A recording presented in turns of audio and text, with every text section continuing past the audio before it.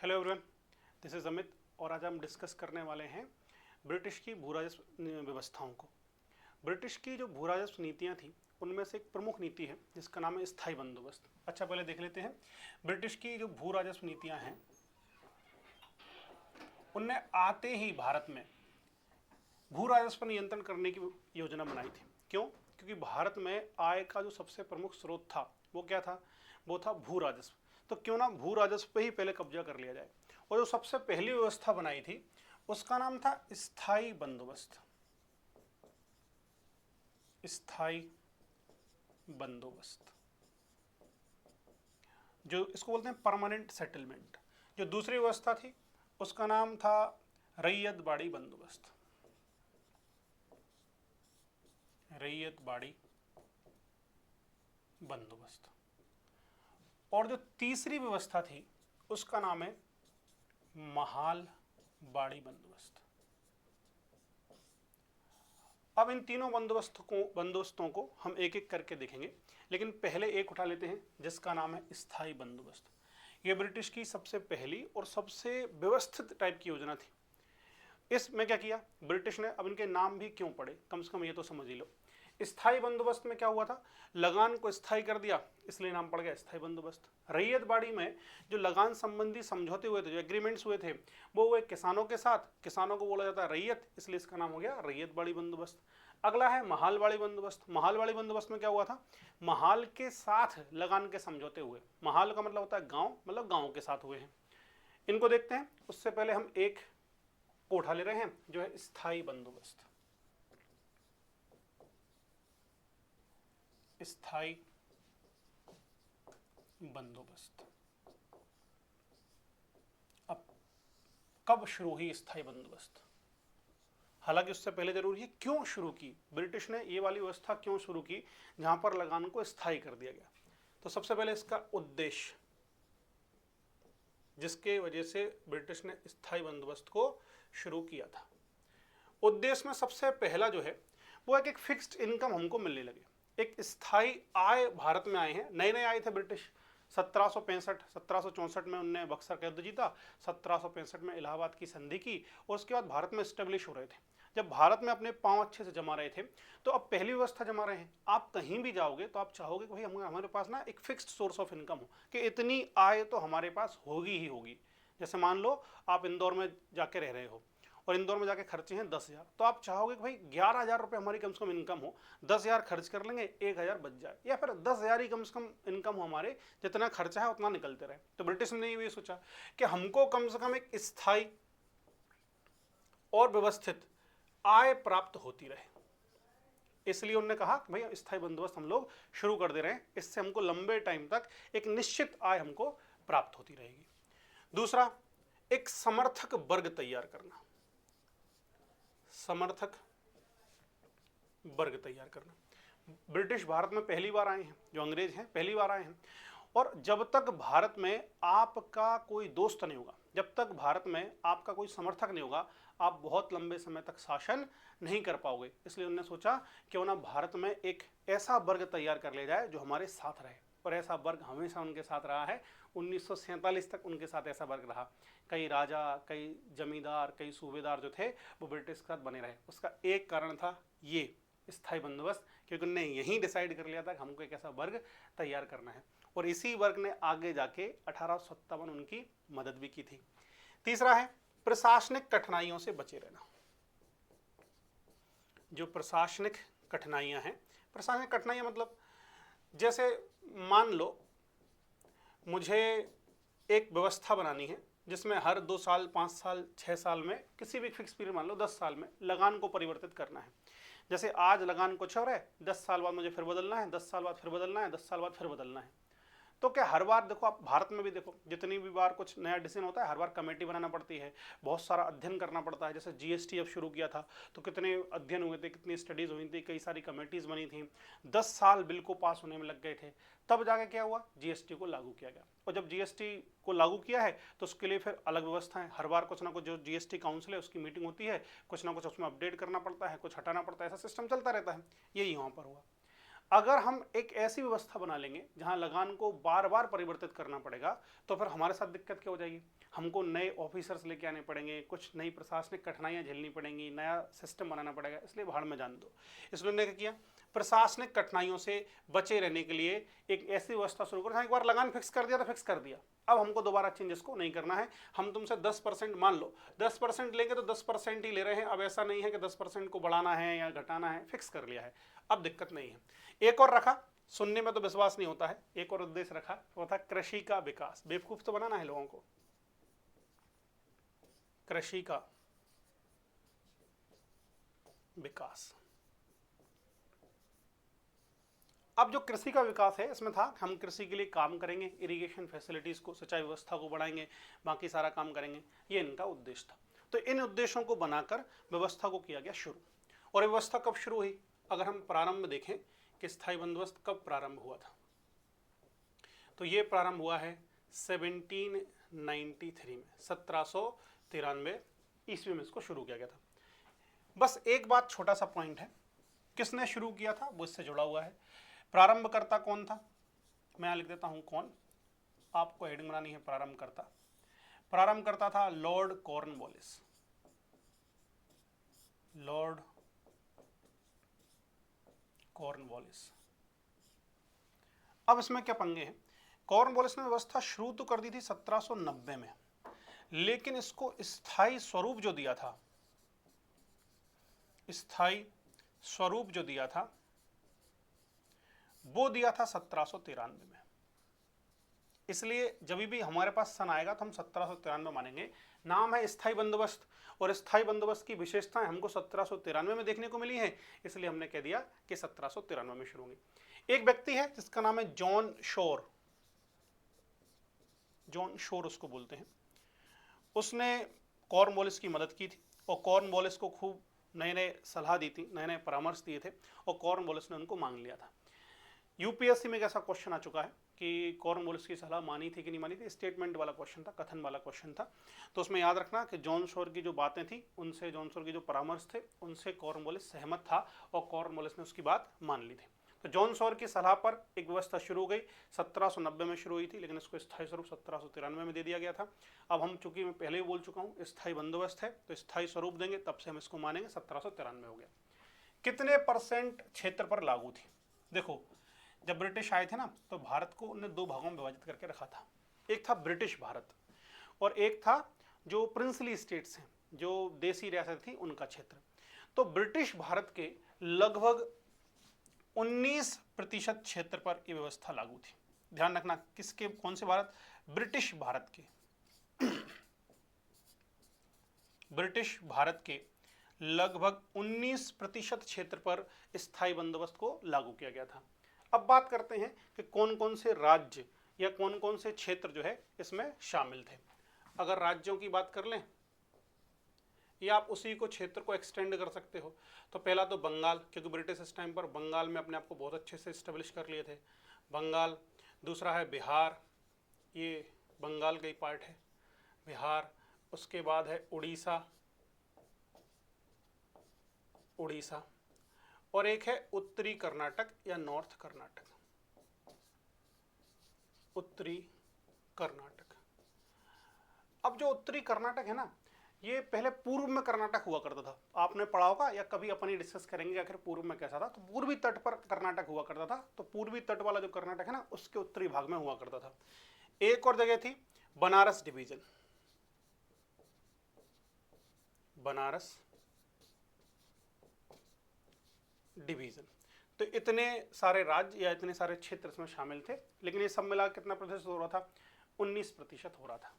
अब देख लेते हैं इसकी विशेषताएं कि आखिर स्थायी बंदोबस्त की क्या विशेषताएं हुआ करती थी। अगर स्थायी बंदोबस्त की विशेषताएं देखें तो पहला पॉइंट तो हम लोग डिस्कस कर ही रहे हैं शुरू से ही, कि यहाँ पर जो राजस्व था, जो लगान की राशि थी, उसको निश्चित कर दिया गया था, निश्चित कर दिया गया था। और निश्चित किस बेस पर किया गया था, यह किया गया था 1790-91 को आधार वर्ष बनाकर, 1790-91 को आधार वर्ष बनाकर। अब निश्चित क्या होता है पहले ये समझ लो। देखो अभी तक के जो राजा थे चाहे कितने खराब रहे हों चाहे अच्छे रहे हों, वो उत्पादन का प्रतिशत वसूलते थे। उत्पादन का हिस्सा लगान होता था।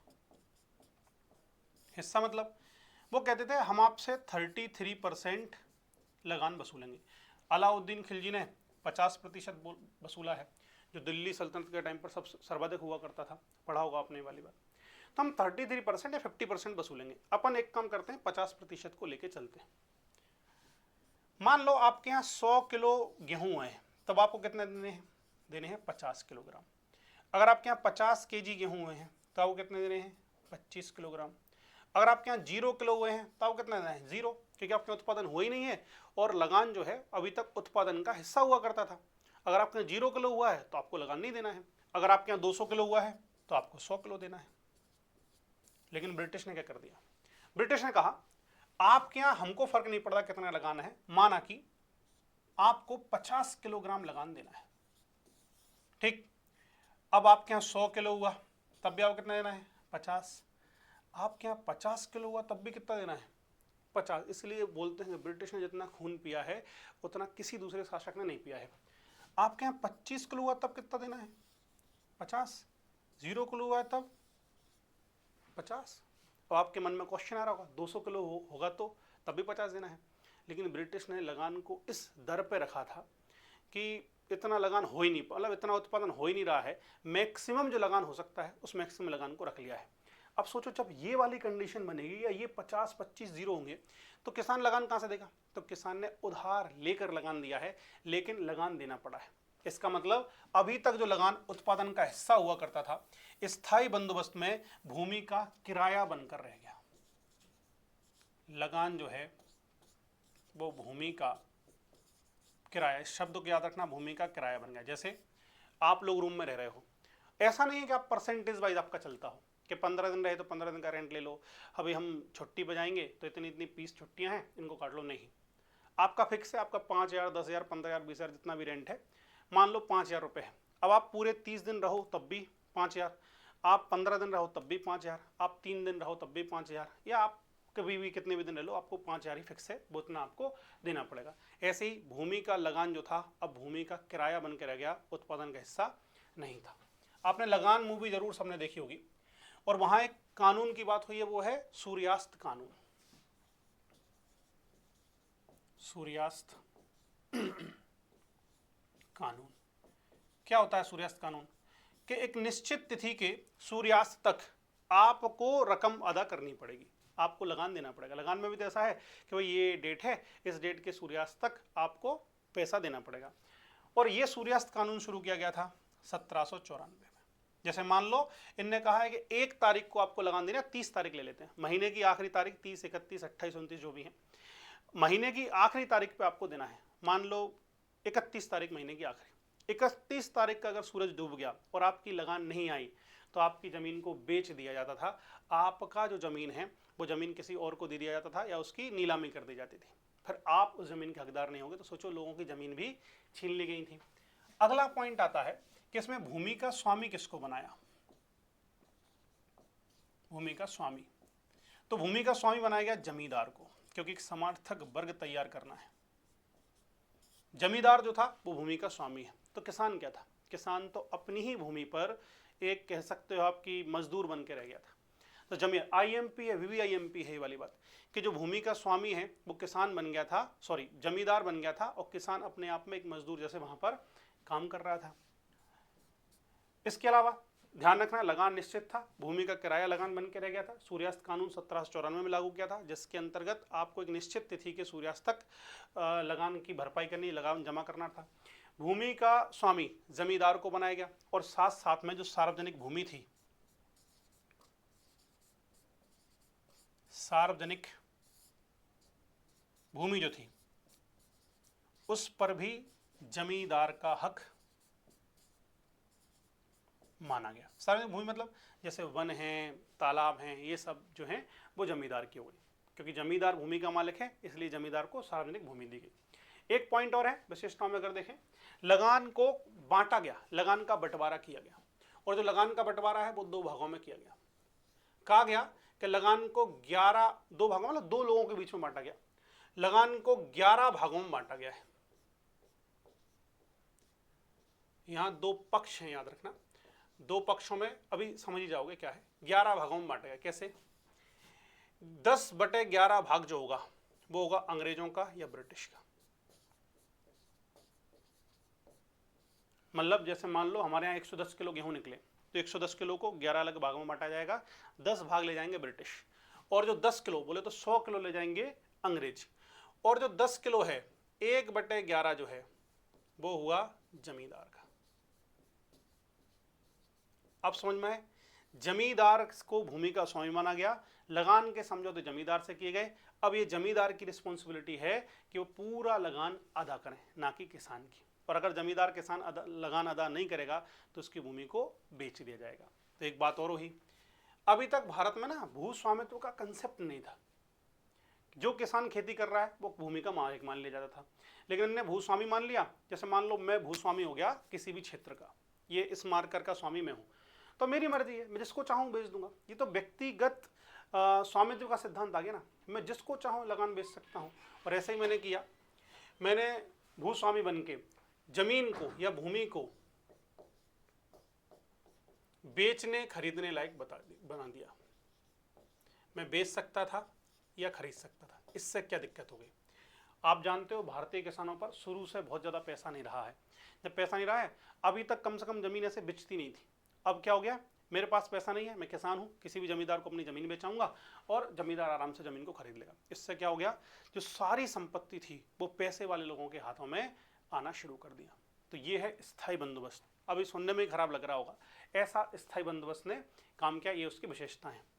अब जब ये व्यवस्था इतनी अलग बनी है पहली बार भारत में, तो फिर इसके कुछ प्रभाव भी पड़ेंगे। कुछ सकारात्मक रहेंगे, कुछ नकारात्मक रहेंगे। जल्दी से देख लेते हैं कि स्थायी बंदोबस्त के क्या क्या प्रभाव पड़े हैं। 2-3 प्रभाव कम से कम हम लोग देख ले रहे हैं ताकि आंसर राइटिंग में थोड़ी मदद मिले। प्रभाव पॉजिटिव, प्लस मतलब पॉजिटिव। पॉजिटिव में अगर देखें, यहां लिख देता हूं थोड़ा पॉजिटिव। पॉजिटिव में अगर देखें तो पहला प्रभाव क्या पड़ा? अंग्रेजों को निश्चित आय प्राप्त हुई। बस इसी को बार बार हम लोग लिख रहे हैं, निश्चित आय प्राप्त हुई। जो उद्देश्य है ना, वो सारे के सारे उद्देश्य अंग्रेजों के पूरे हो जाएंगे। दूसरा, जमींदार के रूप में एक वर्ग मिला, समर्थक वर्ग मिला, जिसने कठिन समय में 1857 से ज्यादा कठिन समय, और क्या होगा, कठिन समय में ब्रिटिश की मदद की। 1857 में कौन सा एक वर्ग था जिसने अंग्रेजों का विरोध नहीं किया? ये जमींदार, जिसको ब्रिटिश ने बनाया था। तीसरा, जो प्रशासनिक कठिनाई हैं वो उससे ही बच गए। प्रशासनिक जो समस्याएं थी, बार बार लगान बदलनी नहीं पड़ा। अब एक और फायदा हुआ, भारतीय जमींदारों को एक नया जमींदार वर्ग भारत में उदय हुआ, जिनके पास पैसा था, व्यापार में लगे हुए थे, जमीनें नहीं थी। नया जमींदार वर्ग उत्पन्न हुआ और जमींदारों को कुछ तो खुशहाली मिली है। भले ही 10 किलो गेहूं मिल रहा है, लेकिन कुछ तो खुशहाली मिलने ही वाली है। अब देखते हैं इसके नेगेटिव प्रभाव, नकारात्मक प्रभाव क्या रहे हैं। पहला, एक उद्देश्य था कृषि का विकास करना, लेकिन कृषि का विकास हुआ ही नहीं। अंग्रेज केवल लगान वसूलने पर ध्यान देते रहे, ना तो नहरें ज़्यादा बनवाई, ना कोई डैम बनवाए, ना कृषि के लिए कुछ और काम किए ताकि कृषि का उद्धार किया सके, जिससे क्या हुआ, कृषि की अवनति हुई।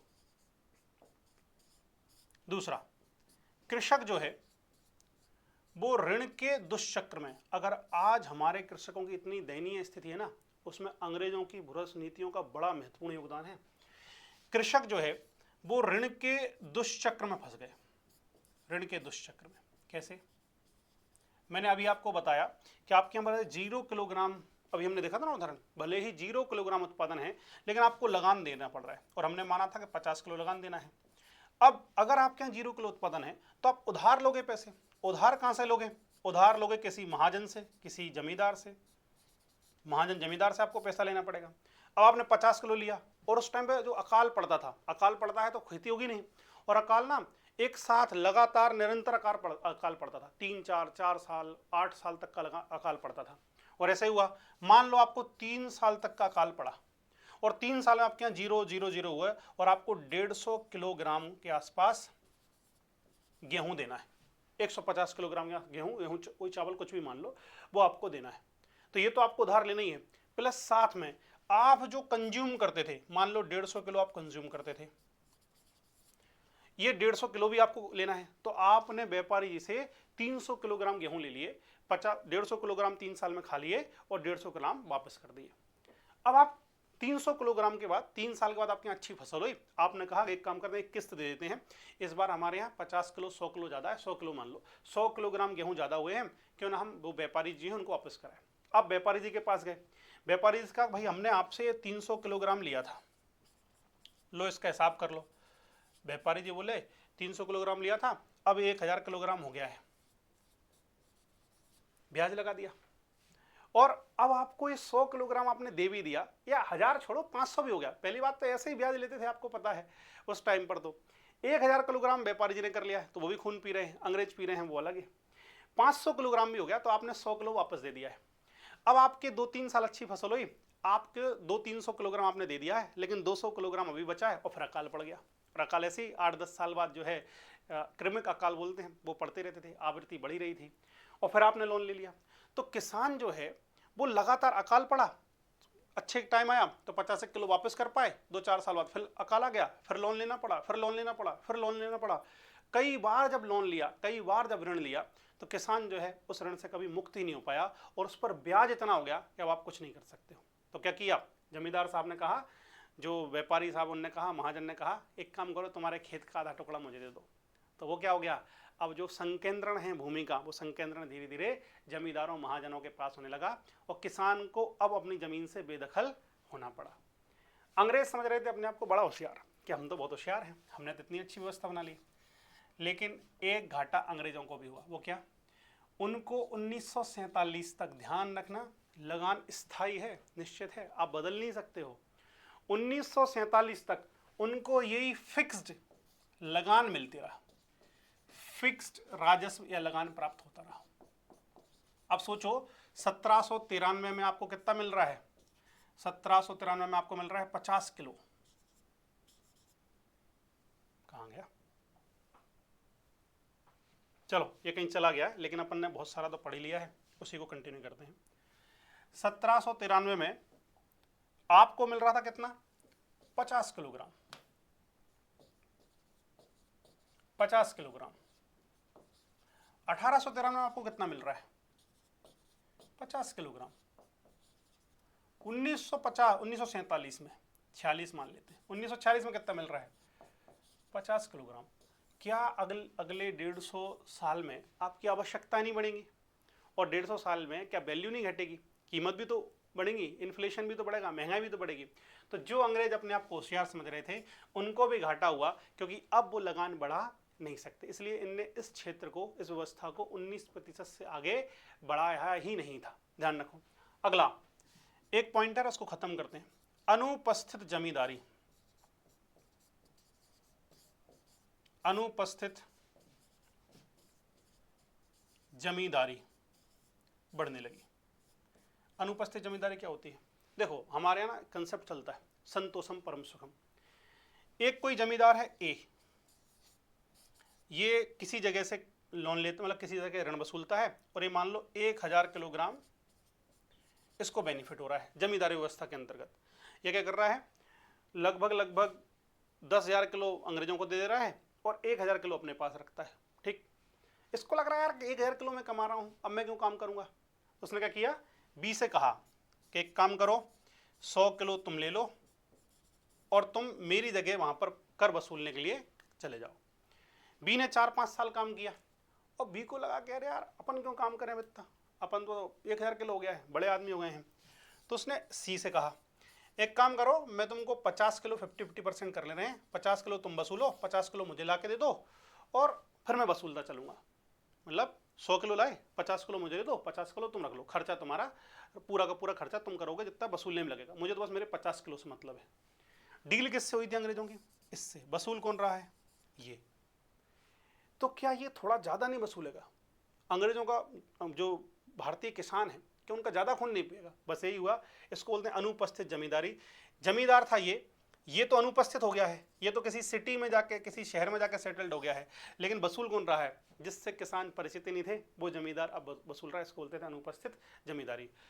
बंगाल में लगभग 12 क्रम बन गए थे जमींदारों के, मतलब एक जमींदार, उसके नीचे दूसरा जमींदार, तीसरा जमींदार। ठेका किया था ए से और वसूल रहा है 12वें नंबर का जमींदार। इतना खराब हो गया था। और आप जानते हो जब भी चेन बड़ी होती है तो लास्ट में जिनसे वसूला जा रहा है उनसे पैसा कई गुना ज़्यादा वसूला जाता है। ठीक है, तो ये थी हमारी स्थायी बंदोबस्त व्यवस्था। अब आप खुद ही समझ लो कितनी खराब व्यवस्था थी। ये प्री में, मेंस में, हर एग्जाम में पूछी जाती है। इसको अच्छे से तैयार करना और फिर मिलेंगे दूसरी व्यवस्था के साथ। Thank you.